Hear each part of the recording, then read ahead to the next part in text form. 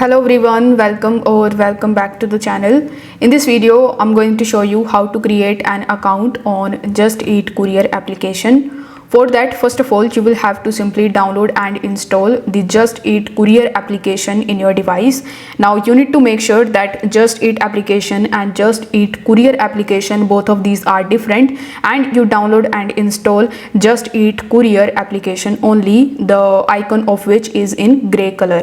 Then you need to launch this application, and on the home page you will see this type of options like create an account on sign in. So since we want to create a new account, you need to tap on create an account option and select your country. Now right now you can only create your courier account in Ireland and United Kingdom. So you need to select which country you want to choose. So let's say I want to create my account from Ireland. So after selecting it, it will redirect you in your web browser, where simply tap on the apply now option, and on the next page you need to provide your credentials like your first name, your last name, the email address that you want to use for creating your account, and bunch of other details like selecting your town, etc. Then you can simply create your account and you can start using it in your application.